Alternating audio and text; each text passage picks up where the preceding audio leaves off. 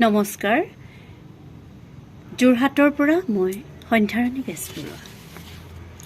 কৰ্ণাটকৰ মহীশূৰৰ পৰা অসমীয়া ভাষা সাহিত্য চৰ্চাৰ মঞ্চৰ পোহৰ জোনাকীলৈ মই শুভকামনা জ্ঞাপন কৰিছোঁ।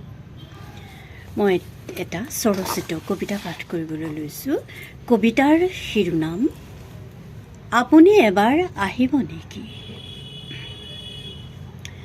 আপুনি এবাৰ আহিব নেকি স্বদেশৰ গান গোৱা তেজাল শব্দবোৰক প্ৰাণ দিবলৈ? নদী হৈ, বতাহ হৈ, নাইবা সাগৰৰ ঢৌ হৈ। মোৰ স্বদেশৰ গীতৰ শব্দবোৰ এতিয়া টোপনিতে লাল কাল।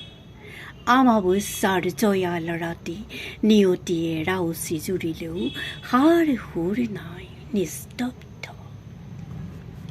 আপুনি এবাৰ আহিব নেকি স্বদেশৰ গান গোৱা তেজাল শব্দবোৰক প্ৰাণ দিবলৈ? মোৰ পদূলিমুখৰ শেৱালিজোপা দেখোন বহুদিন ফুলা নাই। নাৰিকল জোপায়ো বিনাইছে। উজাগৰে থাকি ৰাতিটো ভাবিলোঁ, কেনেকৈনো ফুলিব গানবোৰৰ তেজাল শব্দবোৰৰ যে প্ৰাণ নাই। আপুনি এবাৰ আহকচোন স্বদেশৰ গান গোৱা তেজাল শব্দবোৰক প্ৰাণ দিবলৈ।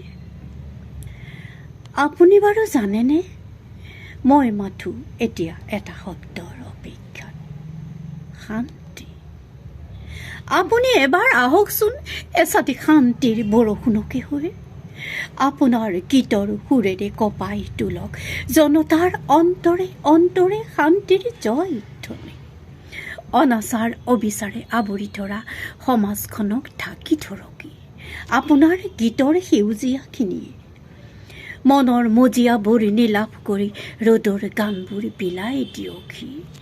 আপুনি এবাৰ আহিব নেকি স্বদেশৰ গান গোৱা তেজাল শব্দবোৰক প্ৰাণ দিবলৈ? নদী হৈ, বতাহ হৈ, নাইবা সাগৰৰ ঢৌ হৈ। ধন্যবাদ।